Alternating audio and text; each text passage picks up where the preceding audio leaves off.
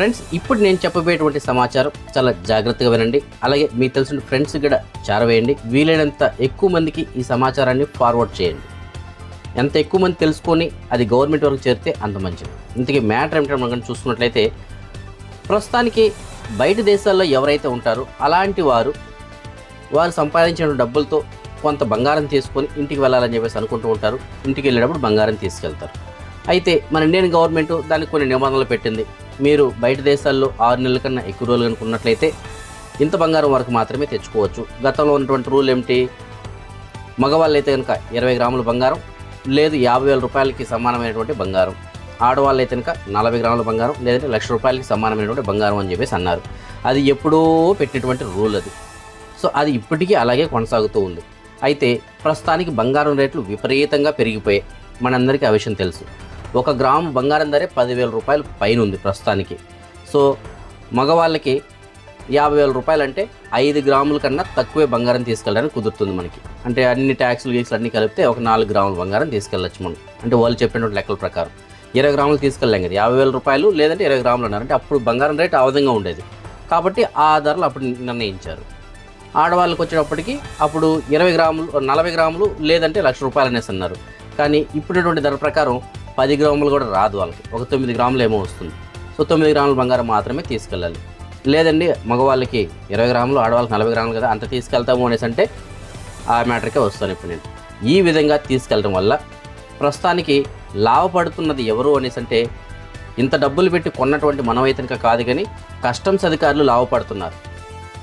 దీనికి ఉదాహరణగా ఒక సంఘటన చెప్తాను, దాన్ని బట్టి మీకు క్లియర్గా అర్థమవుతుంది. నిన్న కువైట్ నుంచి మన సబ్స్క్రైబర్స్ ఒక 2 భార్య భర్త ఫ్యామిలీ వీజా అని వాళ్ళిద్దరు ఇక్కడి నుంచి బయలుదేరారు, చెన్నైకి చేరుకున్నారు. చెన్నై ఎయిర్పోర్ట్లో వీళ్ళు బంగారం ఇక్కడి నుంచి తీసుకెళ్లారు. ఎంత తీసుకెళ్లారు? ఇద్దరు కలిపి 48 గ్రాములు మాత్రమే తీసుకెళ్లారు. కస్టమ్స్ వాళ్ళు ఆపారు. వీళ్ళు వెళ్ళి ఆల్రెడీ సంవత్సరం పైన ఉన్నారు కువైట్లో. నేను సంవత్సరం పైన దాటి లాస్ట్ టైం వీళ్ళు సాఫర్కి వెళ్ళి సంవత్సరం తర్వాత ఇంటికి వెళ్ళారు. సో వీళ్ళకి ఎలిజిబిలిటీ ఉంది తీసుకెళ్ళడానికి బంగారం, ఎందుకంటే 6 నెలల పైన ఉంటే తీసుకెళ్ళచ్చు కదా. సో ఎలిజిబిలిటీ ఉంది. అయినా సరే అక్కడ ఉన్నటువంటి కస్టమ్స్ అధికారులు మీరు దీనికి ట్యాక్స్ పే చేయాలి. 48 గ్రాములు మీరు ఎలా కొన్నారు, ఇలా తీసుకెళ్ళడానికి కుదరదు, మీరు 1,20,000, 1,30,000 రూపాయల వరకు ట్యాక్స్ ఎదురుగా కట్టమని చెప్పేసి అన్నారంట. ఆ మొత్తం బంగారం వాల్యూ ఇప్పుడు ఇవాళ లెక్కల ప్రకారం 4 లక్షల చిల్లర రైతునికి అవుతుంది. సో మీరు 1,20,000 రూపాయలు ట్యాక్స్ కట్టాలి అనేసి అన్నారంట. సో 1,20,000 రూపాయల ట్యాక్స్ ఎలా అవుతుంది? గతంలో ఉన్నటువంటి లెక్కల ప్రకారం కూడా 12.35% ట్యాక్స్. ఓకేనా, 12.35% అంటే అప్పుడు ఎంత పడాలి? సో ఆ విధంగా లెక్కేసుకున్నట్టు చాలా తక్కువ పడాలి. కానీ వీళ్ళు ఏకంగా 1,20,000 రూపాయలు కట్టమన్నారంట. మేము ఎందుకు కట్టాలి, మాకు ఎలిజిబిలిటీ ఉంది కదా, మామూలుగా అయితే 20 గ్రాములు, ఆడవాళ్ళకి అయితే 40 గ్రాములు అన్నారు కదా అనేసి అంటే అది అప్పటి లెక్కలు అవి. కానీ ఇప్పుడు అలా కాదు, మీకు 50,000 రూపాయలు లేదంటే 1,00,000 రూపాయల వరకే తీసుకెళ్ళాలి. మగవాళ్ళు అయితే 50,000, ఆడవాళ్ళకి అయితే 1,00,000 రూపాయలు. సో మీరు 4 నుంచి 5 గ్రాములు, వాళ్ళు వచ్చే 9 నుంచి 10 గ్రాములు మాత్రమే తీసుకెళ్ళాలి. సో మొత్తం మీద ఒక 15 గ్రాముల లోపు మాత్రమే మీరు తీసుకెళ్ళాలి. 48 గ్రాములు తీసుకెళ్తున్నారు, ట్యాక్స్ కట్టండి అని చెప్పేసి అన్నారండి. అయితే ఇక్కడే అసలు విషయం మొదలవుతుంది అక్కడ.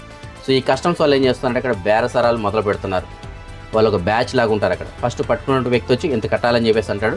దాని తర్వాత అతను చిన్నగా సైడ్ అయిపోయి ఇంకొక వ్యక్తిని పంపిస్తాడు. ఆ వ్యక్తి వచ్చి ఎందుకు అతనితో కొద్దిగా బేరం వండి మాట్లాడతాను, తగ్గిస్తాను, ఇంత కట్టు అని చెప్పేసి ఇతను బేరం ఆడతాడు.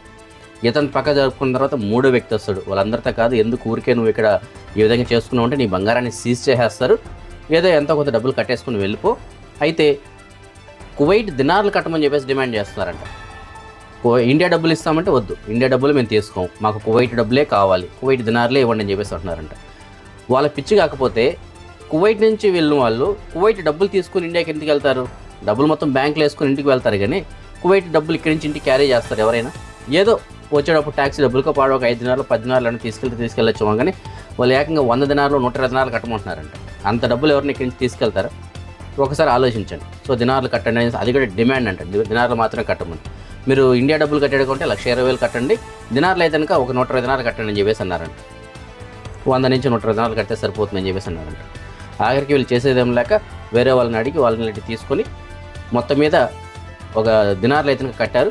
ఆ దినార్కి కూడా వీళ్ళు ఇచ్చినటువంటి వాల్యూ ఎంతో తెలిసిన, ప్రస్తుతానికి రేటు 276 రూపాయలు, 277 రూపాయలు ఉంటే వీళ్ళు ఇచ్చినటువంటి రేటు 257 రూపాయలు. అదేమిటంటే అది కువైట్లో రేట్, అది ఇది ఇండియాలో మేము ఎంత తీసుకుంటామని చెప్పేసి అన్నారండి. మొత్తం మీద ఒక 27,000 చిల్లర తీసుకొని వీళ్ళని అయితే పంపించడం జరిగింది బయట. సో ఇలాంటి సంఘటనలు వీళ్ళు వెళ్ళినటువంటి ఫ్లైట్లోనే చాలామందికి ఎదురయ్యాయంట. ఒక మహిళ సుమారుగా 3 సంవత్సరాల తర్వాత ఇంటికి వెళ్తుందంట. పిల్లలకి వాళ్ళ కూతురికి పెళ్లి చేయాలని చెప్పేసి వెళ్తుందంటే ఆల్రెడీ ఆవిడకి భర్తగా లేరు, నేను సింగిల్ లేడీనండి, సో కూతురికి పెళ్లి చేయడానికి వెళ్తున్నాను అని చెప్పేసి ఈవిడ 50 గ్రాములు తీసుకెళ్తుందంట. దానికి ఆవిడని దగ్గర 2 లక్షల రూపాయల పైన డిమాండ్ చేశారంట. కడితే కానీ పంపేము, లేదంటే బంగారం ఇక్కడే పెట్టేసి వెళ్ళిపోండి అని చెప్పేసి డిమాండ్ చేశారంట. అలాగే ఇంకొక వ్యక్తి కేవలం అతను ఒక రింగ్ తీసుకెళ్తున్నట్టు ఉంగరం, ఆ ఉంగరానికి కూడా డబ్బులు తీసుకున్నారంట. ఉంగరం ఎంత ఉంటుందండి? మహా అంటే 8 గ్రాములు 9 గ్రాములు ఉంటుంది. నీకు 4 గ్రాములు 5 గ్రాములు తీసుకెళ్ళాలి, ఇంత నువ్వు తీసుకెళ్తున్నావు, నీకు ఇంత డబ్బులు ఏంటంటే వచ్చింది, ట్యాక్స్ కట్ అని చెప్పేసి డిమాండ్ చేస్తాడు. సో ఇలాంటి సంఘటనలు అదే ఫ్లైట్లో చాలామందికి ఎదురయ్యాయంట. సో దీన్ని బట్టి మనకు అర్థమవుతుంది ఏంటి, ఇక్కడ మనం బంగారం ఇంక పైన గ్రాముల్లో తీసుకెళ్ళడం కాదు. ఇండియా డబ్బులు 50,000కి ఎంత వస్తుంది, ఇండియా డబ్బులు 1,00,000కి ఎంత వస్తుంది, ఇంత మాత్రమే తీసుకెళ్ళాలి. సో అక్కడ కస్టమ్స్ వాళ్ళు ఏది చెప్తే అదే వేదం. సో వాళ్ళు ఎంత చెప్తే అంతే, ఇంకా వాళ్ళు చెప్పినటువంటి రూల్స్. కానీ ఇక్కడ మనం గమనించాల్సింది ఏంటంటే, గవర్నమెంట్ ఎక్కడైనా సరే మనకి అఫిషియల్గా గతంలో చెప్పినట్లు ఇప్పుడు ఏమైనా చెప్పిండదా? బంగారం ధరలు పెరిగిన తర్వాత ఏమైనా చెప్పిండదా? మనకి ఎక్కడ కానీ ఎలాంటి న్యూస్ కానీ లేదు. నేను వెబ్సైట్ అంతా కూడా వెతికాను, అన్ని వెబ్సైట్లోనే చెక్ చేశాను, ఎక్కడ కానీ కొత్త రూల్స్ అయితే ఇంకా లేవు. మరి వీళ్ళకి ఎక్కడి నుంచి వచ్చే కొత్త రూల్స్? పోనీ కస్టమ్స్ అధికారులు కొత్త రూల్స్ చెప్పినప్పుడు దానికి తగ్గట్టు వాళ్ళు డాక్యుమెంట్స్ కూడా పర్ఫెక్ట్గా ఉండాలి, లేదంటే వాళ్ళు ఇలాంటి బేరాలు ఆడకూడదు. గవర్నమెంట్ రూల్ ఇది, సో మీరు ఇంతవరకు తీసుకెళ్ళచ్చు అని చెప్పేసి వాళ్ళు పేపర్లు ఇవ్వాలి కదా, అది కూడా ఇవ్వట్లేదు. డబ్బులు బేరసారాలు ఆడి తీసుకుంటున్నారు అంటే అది దొంగతనంగా తీసుకుంటున్నట్లే కదా లెక్క. సో దీనిపైన మనం ఎవరికి కంప్లైంట్ చేయాలి? ఎవరికి కంప్లైంట్ చేయాలని సరే తీసుకున్న వాళ్ళు లేరు. దీనికంటూ ఒక ఆఫీస్ ఎక్కడ ఉంటుందో మనకు తెలియదు. కొన్ని ఎయిర్పోర్ట్లో మన కస్టమ్స్ అధికారులు కంప్లైంట్ ఇవ్వాలంటే వాళ్ళే అక్కడ డిమాండ్ చేస్తున్నారు. ఇంక ఎవరికి కంప్లైంట్ ఇవ్వాలి మనం? దీనికి ఎక్కడికైనా వెళ్ళాలి మనం. సో ఇది కంపల్సరీగా మనం గవర్నమెంట్ దృష్టికి చేరే వరకు మనం చూడాలి. సో గవర్నమెంట్కి దృష్టికి కనుక చేరినట్లయితే అప్పుడు దీనిపైన చర్యలు తీసుకోవడానికి అవకాశం ఉంటుంది. కస్టమ్స్ వాళ్ళందరూ కూడా మ్యాక్సిమం ఇలాగే ఉన్నారండి. ముఖ్యంగా చెన్నై ఇంటర్నేషనల్ ఎయిర్పోర్ట్లో మరీ దారుణంగా ఉన్నారు. కాబట్టి ప్రతి ఒక్కరూ ఈ సమాచారాన్ని కనుక తెలుసుకోండి, అలాగే మీకు తెలిసిన ఫ్రెండ్స్ కూడా చేరవేయండి. వీలైనంత ఎక్కువ మందికి చేరిందనుకోండి, అప్పుడు ఇది కొంతవరకు గవర్నమెంట్కి చేరడానికి అవకాశం ఉంటుంది. అప్పుడు దీనిపైన చర్యలు తీసుకోవడానికి అవకాశం ఉంటుంది.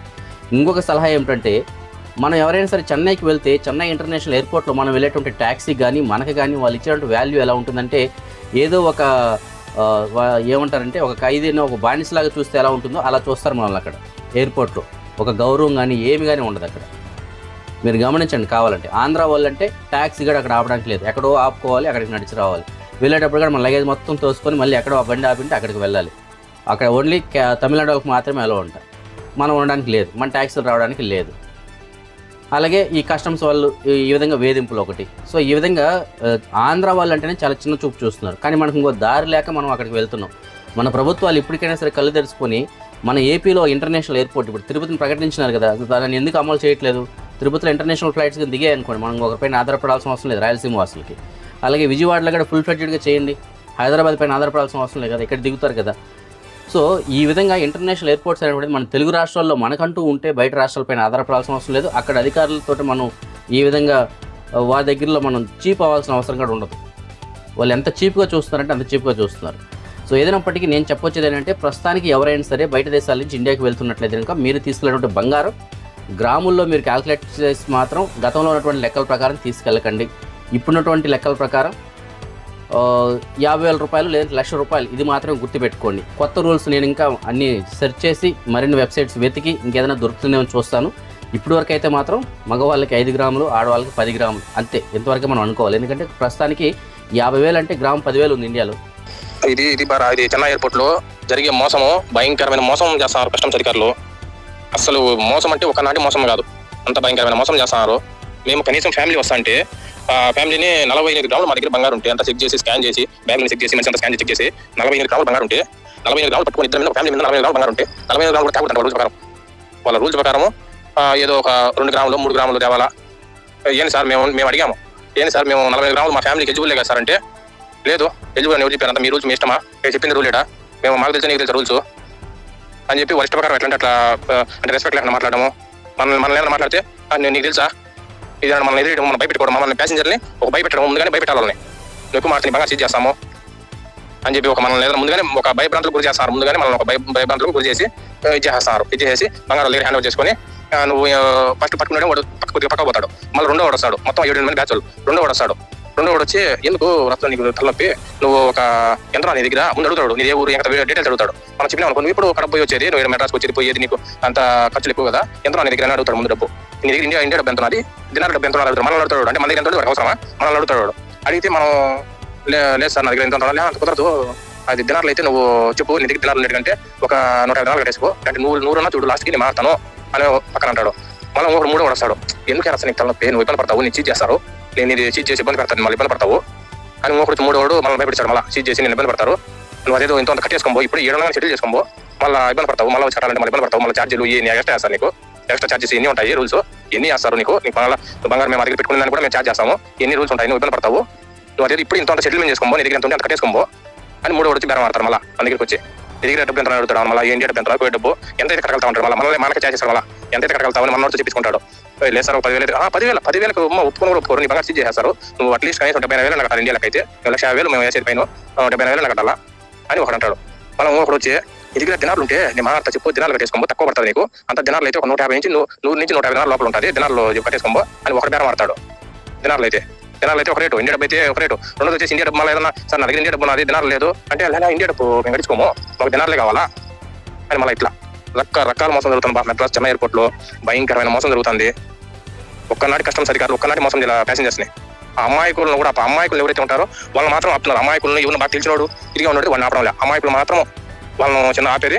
వాళ్ళకు కనీసం 5 గ్రాములు కానీ లే, ఒక ఉంగరం కానీ లే, నీ దగ్గర నువ్వు ఎక్కువ మాకు నువ్వు ఇది 5 గ్రాములు నువ్వు ఎన్ని రోజులు కోటి నుంచి వచ్చి నువ్వు ఇప్పుడు మళ్ళీ రిటర్న్ కోటి పోయి వచ్చి మళ్ళీ 2 రోజులు అవుతుంది, నువ్వు ఇంత బంగారు నీకు లిమిట్, నీకు 2 గ్రాములు లిమిట్, 5 గ్రాములు 2 గ్రాములు, 10 గ్రాములు 8 గ్రాములు, 20 గ్రాములు 10 గ్రాములు, అట్లా అంటే వాళ్ళు లిమిట్ సెట్ చేస్తారనమాట. ఎంత లిమిట్ ఎంత కట్టాలనేది వాళ్ళే మొత్తం లిమిట్ సెట్ చేస్తారు. ఏ మనిషికి ఎంత అనేది గవర్నమెంట్ పరంగా ఒక పేపర్ లేదు, గవర్నమెంట్ పరంగా ఒక మనిషికి ఎంత, ఆడ మనిషికి ఎంత, మగ మనిషికి ఎంత, ఇన్ని నెలలకు కోటి పోయి వస్తే ఇంత బంగారు తెచ్చుకోవచ్చు అనే రూల్ లేదు. అదైతే ఏం గవర్నమెంట్ పరంగా ఏమి లిస్టు విడుదల చేయాలి. వీళ్ళు సొంతంగా వీళ్ళు నోటుకు వచ్చింది 5 నెలలు అయితే ఇంత బంగారు, నువ్వు 10 నెలలు అయితే ఇంత బంగారు అని వీళ్ళు నోటుకు వచ్చింది. కావాల్సిన కష్టం బెదిరేయడము, వాళ్ళ దగ్గర ఎంత వీలైతే అంత గుంజుకోవడం. ట్యాక్సీ కనీసం ఇంటికి వచ్చేదానికి ట్యాక్సీ కూడా లేకుండా వాళ్ళ దగ్గర నుంచి గుంజుకోవాలి. వాళ్ళు కనీసం మొత్తం చర్యలతో పంపించాలి. వాళ్ళ ఉద్దేశం ఏంటంటే ప్యాసింజర్ ను ఆ ఎయిర్పోర్ట్ లో ఏదైనా పాపం కష్టాలు కానీ ఇంత తీసుకుంటారు, అది ఇండియా డబ్బు కానీ కోవిడ్ కానీ తెచ్చుకుంటారు, అది కూడా మొత్తం ఏం లేకుండా పెరుక్కొని పంపించేసేయాలి. వాళ్ళ వృత్తి అది అట్లా ఉంటున్నది, వాళ్ళ డ్యూటీ అది. ఎయిర్పోర్ట్ లో కస్టమ్స్ అధికారులు డ్యూటీ చేసింది గవర్నమెంట్ ఇందుకోసమే వేసింది. వచ్చే ప్యాసింజర్ దగ్గర మీరు పెరుక్కొని మొత్తం గుంజుకొని ఖాళీ కొత్త చర్యలతో పంపించండి వాళ్ళని అనే ఒక ఇదితో కస్టమర్స్ కస్టమర్ దగ్గర ఏం లేకుండా ఖాళీ చేసి గుండు పంపిండి అని చెప్పి డ్యూటీ చేసింది గవర్నమెంట్. వాళ్ళకి నిజంగా కస్టమ్స్ అధికారులు అంటే ఒక రూల్స్, వాళ్ళ ఒక వాల్యూ డ్యూటీ, అది ఒక రూల్స్ ఉంటాయి, అన్ని ఏమీ పాటించాలి. వాళ్ళు మనుషుల దగ్గర బేరాలు ఆడేది అట్లా భయంకరంగా మోసం చేస్తున్నారు. ఒక ఆడమైతే పాపము ఆమె 52 గ్రాములు గాజులు తెచ్చుకునింది. 3 సంవత్సరాలు అయిందంట కోటి పోయి. 3 సంవత్సరాల్లో పాప మీద ఒక 52 గ్రాములు వాళ్ళ కూతురికి పెళ్లి మ్యారేజ్ అని చెప్పి తెచ్చుకునింది. దానికి కూడా కనీసం ఇండియా డబ్బు అయితే 1,50,000 కట్టు, కోవిడ్ డబ్బు అయితే ఒక 130 దినాలు, ఒక 120 దినాలు, 100 పైన ఎంత కట్టు, నీకే చాయిస్, 100 పైన నువ్వు కట్టాలి ఎంతైనా కానీ. అదేంటంటే వాళ్ళకి ఇష్టం వచ్చినట్టు ఫిగర్ సెట్ చేయడం, అంటే వాళ్ళ ఇష్టం. అదే గవర్నమెంట్ ఒక రూల్ అనేది ఉంటుంది. నీకు ఇప్పుడు సరే ఇప్పుడు 3 సంవత్సరాలు అయింది, 52 గ్రాములు తెచ్చింది, ఆమెకి ఎంత లిమిట్ ఎంత, ఆ 3 ఏళ్ళకి లిమిట్ ఎంత, కొత్తగా ఏదైనా గవర్నమెంట్ పరంగా గ్రామ్కి వచ్చేసి ఒక లిమిట్ అనేది ఉంటుంది కదా, అది గవర్నమెంట్ పరంగా ఒక లిస్ట్ విడుదల చేయి. ఒక కంప్యూటర్ మీకు లిస్ట్ ఉంటుంది కదా, లిస్ట్ విడుదల చేయి, ఇది మనం ఇంత కట్టాలా. బేరాలు ఆడే ఇది నీకు ఎట్లా వచ్చింది అసలు, నీకు అంత అధికారము? ఒకరి దగ్గర బేరాలు ఆడి వాళ్ళ కస్టమర్స్ ఎంతో ఇదిగా పాప కష్టపడి ఒక కొనుక్కొస్తుంటారు, వాళ్ళని కేజీకి వెళ్ళి నువ్వు తెచ్చేసుకో తెచ్చింటారు. వాళ్ళ దగ్గర బేరాలు అడిగి అంత అధికారం ఎట్లా అర్థం కావడం లేదు. ఎంత కస్టమ్స్ అధికారులు ఇంత ఘోరంగా ప్రవర్తిస్తారు నిజంగా మెడ్రాస్ ఎయిర్పోర్ట్ లో.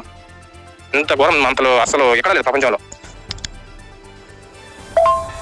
భయపెట్టే వాడిని చూస్తే గట్టిగా మాట్లాడతాడు అనేటికంటే వాడి దగ్గర ఎంత ఉందో 10,000 ఇచ్చిపోయి ఎందుకు రిస్క్, మళ్ళీ ఇది వాడిని చిన్నగా అట్లా మంచిగా చేసుకోవడం లేదు సార్. మీకు 10,000 ఇచ్చుకోండి మీకు అని వాడిని ఇల్లు రిక్వెస్ట్ భంగపడుకుంటున్నది.